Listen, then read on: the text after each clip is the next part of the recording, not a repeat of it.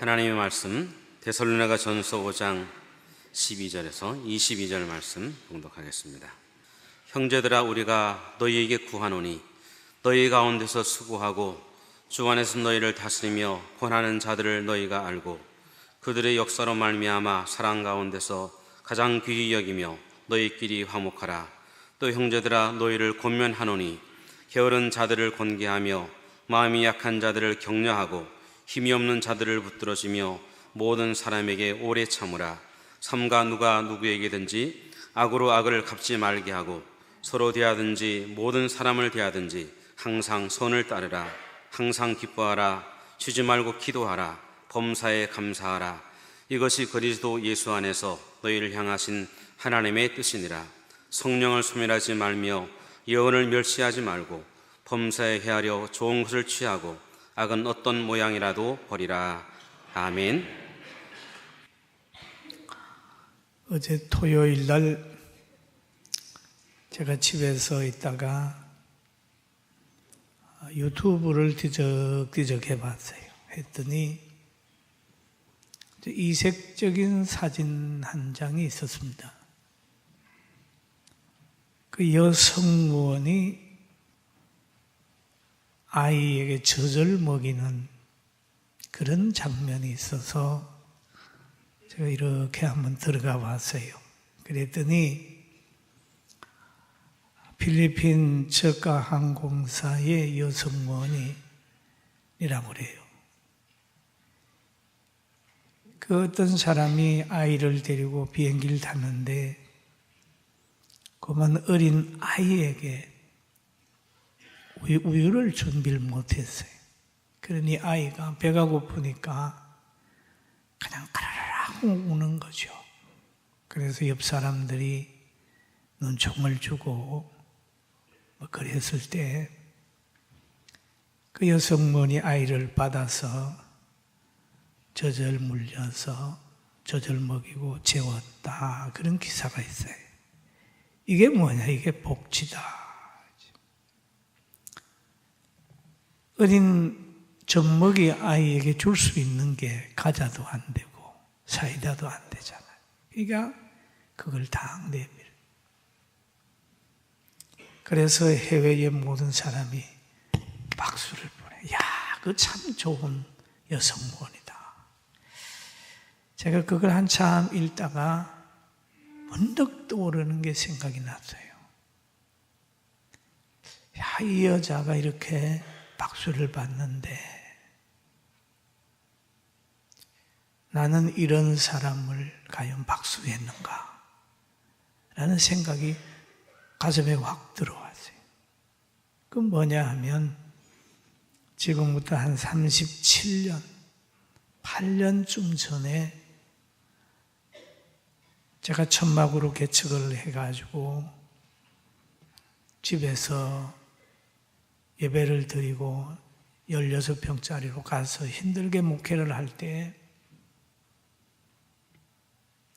그 아이를 출산을 하고 하나님께 연단을 받는데 아이가 엄마가 젖이 안 나와요. 그럴 때 제가 신방을 가면 꼭 우리 집사람이 동행을 하면 그 아이에게 젖을 먹였어요. 아무 생각 없이 자기 딸처럼 앓고 젖을 먹이는 걸 보면서 좀 당연시 여겼어요. 그렇지. 뭐 나는 복음 들고 가고 당신은 젖 가지고 간다. 이렇게 생각을 했었는데 지금 와서 보니까 오늘 우리 교회가 건강하게 되고 또 청소년들이 잘 자라고 우리 교회가 이렇게 화목하게 되는 것은 누군가 조건 없는 사랑을 한 분이 있구나 생각해서 내가 잠든 아내를 이렇게 보면서 속으로 고맙습니다 그랬어요. 여러분, 우리는 가장 가까이 있는 사람이 한 선행에 대해서는 잊어버립니다. 멀리 있는 사람이 한마디 하면 그게 대해서 너무 감격한다. 사람이 잘못하다가 보면 함께 사는 사람에게는 선이 안 보이고 허물만 보이고 오히려 원망하고 불평만 했지, 그 사람이 깊이 환경이나 자신에게 쏟은 사랑을 잊어버릴 때가 많다는 것이 우리 인간의 약점입니다. 그래서 오늘 저는 이 설교를 준비를 하면서 바울 사도가 예수 믿고 난 후에 데살로니가 교회를 세우고 그 교회 성도들에게 편지한 내용을 깊이 묵상을 했어요.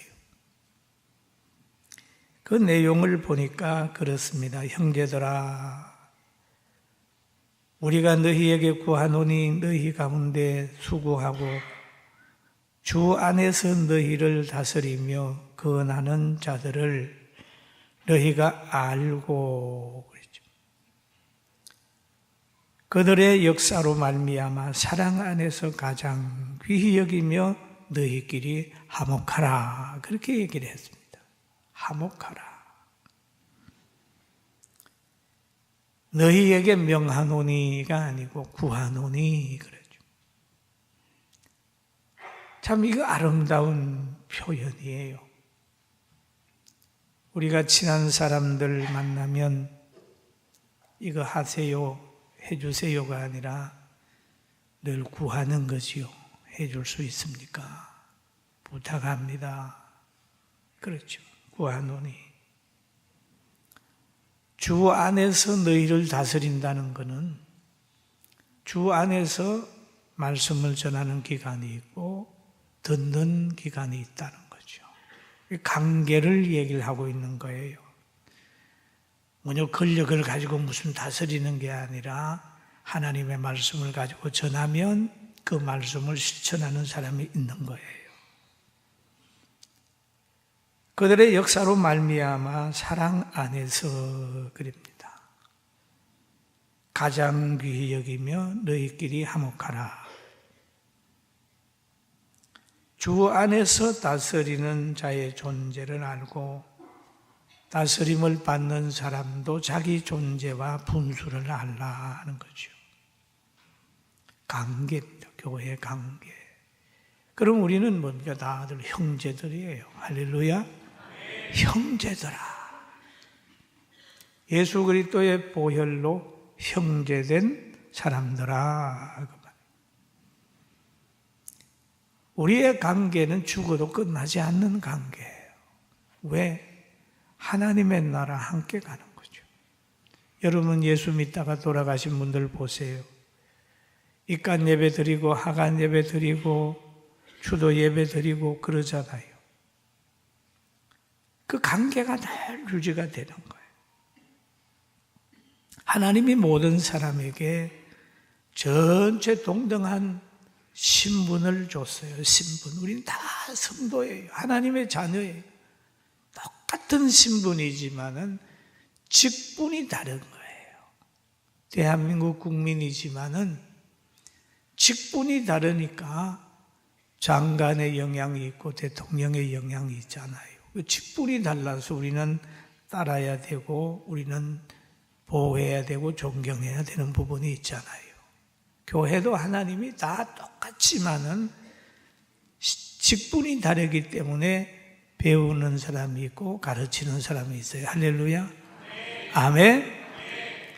우리 인체에도 보면은 발바닥이 있는가 하면 얼굴도 있잖아요. 다 하나님이 우리에게 이런 은사를 주셨습니다. 그러면서 하신 말씀이 가장 귀히 여기며 그랬어요. 주의 일을 하는 사람들은 귀한 사람이다. 귀하게 여겨라. 가장 귀히 여기며 제일 귀히 여기며 최고로 귀하게 여기며 세상의 권위를 부여하며 그런 의미가 있겠죠. 주일학교 교사들 너무 귀하고 구역장들, 장로님들 그리고 하나님의 쓰는 사람들은 아주 귀하고 책 중에 제일 귀한 책은 성경책이라면 건물 중에 귀한 것이 성전이게 되고 하나님이 사랑하는 사람 중에 거하는 것이 복인 것을 알고 영광을 하나님께 돌리시길 주의 이름으로 축원합니다. 그래서 갈라디아서 6장 6절에 보면 갈라디아 교회에다가 바울 사도는 가르침을 받는 자는 말씀을 가르치는 자와 모든 좋은 것을 함께 하라 라고 얘기를 합니다. 함께 하라. 그리고 성도들끼리는 화목하라. 화목하라. 너무 화목이 중요하지요. 어느 가정에 가면 이런 글귀가 있어요. 가하만사성이라. 집안이 화목해야 모든 일이 잘 된다. 아주 명언이잖아요. 그래서 성경에도 보면 화목을 강조하는 거예요. 너희끼리 화목하라. 성도들끼리 화목하라. 그 잠언서 17장 1절에도 보니까 화목이 얼마나 귀한가 하는 것을 얘기를 하고 있어요. 마른 떡 한 조각만 있고도 화목하는 것이 제육이 집에 가득하고도 다투는 것보다 나으니라 라는 얘기를 하죠. 나았다. 그런데 우리 교회 안에서는 화목할 수가 있잖아요. 그런데 세상을 가만히 보면 물욕이 있고 명예욕이 있고 건세욕이 있으면 화목이 깨지더라고요. 왜냐하면 무한하지 않고 유한한 것을 취하려고 하니까 경쟁을 해야 되는 거예요. 경쟁을 해야 되니까 험담하고 싸우고 막 취하는 거예요. 참 화목하기가 힘들어요. 그런데 하나님 생각하고 믿음 가지면 화목할 수 있는 실력이 생겨요. 할렐루야. 그런 거예요. 세상에서는 서로 다투고 사는 거죠. 경쟁하고 살기 때문에 화목이 늘 깨어지고 있다. 그렇게 보는 거예요. 여러분, 우리는 말씀을 깊이 묵상하면서 화목할 수 있는 능력을 가정과 교회에서 이 사회 속에서 욕심을 버리고 화목할 수 있는 실력을 가지기를 주님의 이름으로 축원합니다. 그리고 또 성경에 보면 또 형제들아, 그래서 또 형제들아 너희를 권하노니 게으른 자들을 건개하며 마음이 약한 자들을 격려하고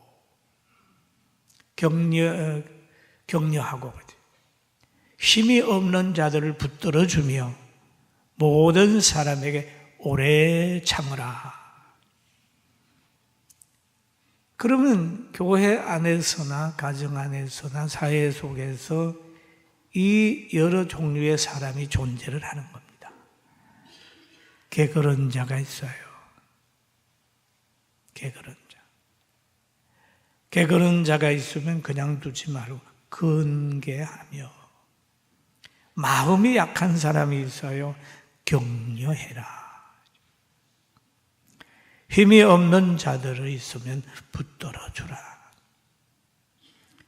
그리고 모든 사람에게 오래 참으라. 아까 서론에 그 여성무원이 얘기를 했잖아요. 아이가 울 때 바로 자기에게 가진 것 가지고 그 아이 젖을 물려서 먹였다.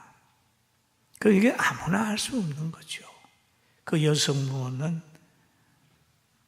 아이를 키우고 있는 거예요. 젖을 먹이고 있는 여성무원이 또 저가 항공이라고 그럽니다. 거기에서 근무를 하는 거죠. 사랑하는 성도 여러분, 게으른 사람도 되지 말고 완악한 사람도 되지 말고 조급한 사람도 되지 말고 인내하고 위로하고 격려하는 능력 있는 성도들 되기를 주의 이름으로 축원합니다. 그리고 성경에 보면 하나님이 제일 오래 참으세요. 그 다음에 제일 오래 참을 수 있는 분 보니까 부모님들이에요. 부모님들 보면 오래 참아요. 기다려요. 얼마나 기다리는 거예요. 어떤 부모님은 20년, 30년 기다려요. 그래서 많은 사람이 그러더라고요. 왜 자녀를 안 낳아 키우냐 그러니까 기다림이 너무 길다. 10년 기다려 키워도 감사하다 소리보다는 칭얼대는 것만 있는데 강아지는 몇 달 안 키워도 오면은 딱 갖다 들어오면 막 이렇게 한다는 거예요. 그러니 골치 아프게 아이들 키워서 힘들 일 뭐 하냐. 몇 달 키우면 오면 막 좋아하는 강아지나 키우지. 이런 사람이 있더라고요. 그러나 여러분 10년 아니라 20년 키워도 개보다는 사람 자녀 잘 키워야 미래가 있어요. 아멘. 참 기예요. 오래 기다리면서 자녀를 키워야 돼요. 그런데 하나님은 얼마나 기다리고 얼마나 용서하냐 하면요. 베드로가 예수님께 질문을 했어요. 얼마나 기다리면 몇 번이나 용서할까요? 형제가 잘못하면 몇 번이나 용서할까요? 예수님 말씀하시기를 7번뿐 아니라 70번이라도 70번까지라도 할지니라. 여러분 계속 용서하라. 용서하라. 오늘 설교만 듣지 말고 집에 가서 용서의 훈련을 한번 하고 잘못된 사람은 잘못을 얘기하고 용서해야 될 사람은 용서하고 오늘부터 화목하기를 주의 이름으로 축원합니다. 그러면서 오늘 데살로니가 전서 5장 15절에 보면 같이 한번 볼까요? 삼가 누가 누구에게든지 악으로 악을 갚지 말게 하고 서로 대하든지 모든 사람을 대하든지 항상 선을 따르라 그랬어요. 그런데 우리는 생각하기를 나는 복수 안 해. 나는 원수 안 갚아. 그렇게 얘기만 하는 거예요. 거기에서 끝나는 게 아니에요. 오늘 여기에 보니까 누구에게든지 삼가 누구에게든지 악으로 악을 갚지 말게 하고 그러지. 다른 사람이 복수하는 것도 말려라. 말리라. 자신은 물론 안 해야 되지만은 다른 사람에게 복수하는 것까지 하지 않도록 그렇게 하는 거예요. 그러면서 항상 선을 따르라. 여러분, 선의 기준이 지식과 가치관과 신앙에 따라서 다 다릅니다, 여러분. 저 어떤 나라에서는 예수 믿는다고 해서 재판을 받잖아요. 영국에서는 그 예수 믿는 사람들을 조사를 해봤더니 5명이 예수 믿으면 4사람은 선한 일에 봉사자로 참여한다는 통계가 나와 있더라고요. 그렇게 선한 일하고 구제하고 하는 사람이 무슨 죄가 있겠어요? 그러나 그런 사람들도 죄인으로 몰아세우는 종교가 있다는 겁니다.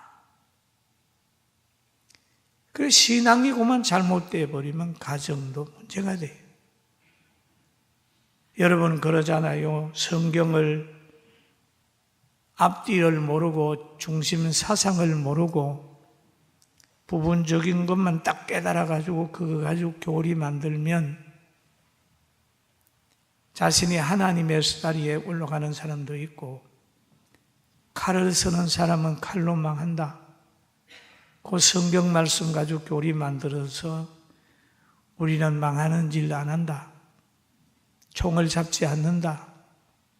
라고 하는 걸 주장하면서 양심 얘기를 하잖아요. 여러분 성경을 바르게 알아야 양심도 바르게 돼요. 할렐루야.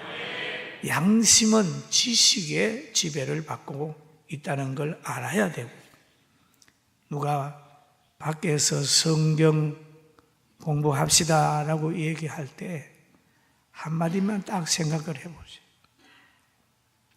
여러분, 좋은 음료라고 해서 옆 사람이 주면 얼른 받아 드십니까? 옛날에는 그랬어요. 옛날에는 제가 어릴 때는 어디 갈 때 음료 주면 아무 생각 없이 받아 먹었어요. 참 좋을 때가 있었습니다. 가난했지만은 정이 있었는데 언제부턴가는 남이 음료수를 주면 받아 먹지 말아라. 받아 먹지. 왜? 이렇게 뚜껑을 열어보고 딴 거거든 먹지 말고 안 딴 거거든 좀 생각해봐라. 그런 이야기하자. 왜? 거기에 이상한 게 들어있어서 그만 먹고 잠잘 때 털어가는 사람이 과거에 많이 생겼지 않습니까? 성경 공부하는 것도 조심하고 정말 하나님 말씀을 바로 깨닫는 그 길로 가기를 주의 이름으로 축원합니다. 아멘. 그리고 또 여기에 바울 사도가 그러잖아요. 항상 기뻐해라. 한번 따라 하실까요? 항상 기뻐하라. 그럼 항상 기뻐하니. 그런데 누가 항상 기뻐할 수 있을까요? 여러분 기쁨이 있습니까? 항상 기쁨이 있습니까? 조석으로 변하는, 아침 저녁으로 변하는 상황, 사고 많고 갈등 많은 땅에서 항상 기뻐한다고 하는 것은 힘들어요. 제가 설교하는 저도 항상 기뻐하지 못합니다. 그런데 항상 기뻐할 수 있는 수준만 되면 할 수 있을 거예요. 여러분, 저 바닷물이 잠잠하고 싶지만 잠잠할 수가 없어요. 왜? 바람이 불어대니까. 그러나 잠잠하려면 몇백 메다 내려가 있으면 그 바다 깊이에는 잠잠합니다.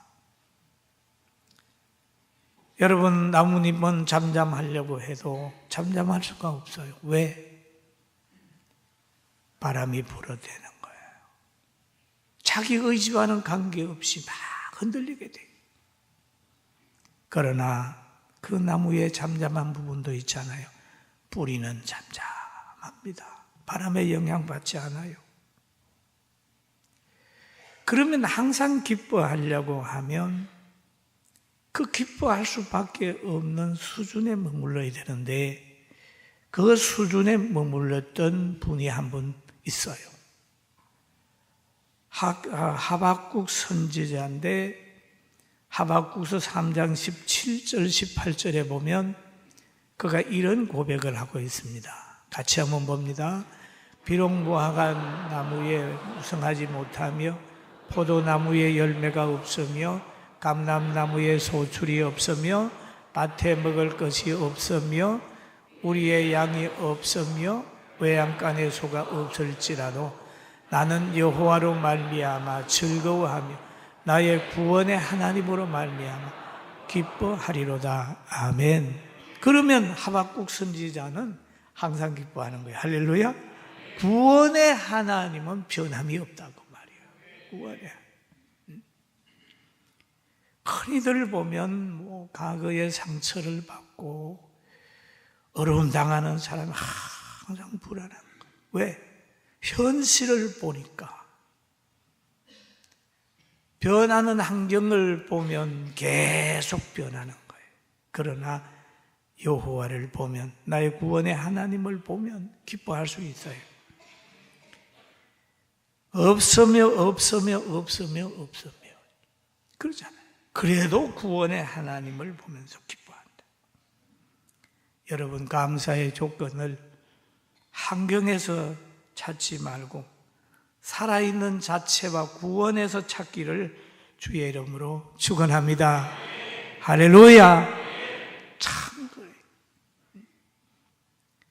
신앙생활을 하다가도 도울 힘이 없는 사람이나 믿을 수 없는 자신을 보면 때로는 너무 실망되고 너무 초라해요. 여러분은 여러분 자신을 믿습니까? 내가 보니까 못 믿겠더라고요. 왜?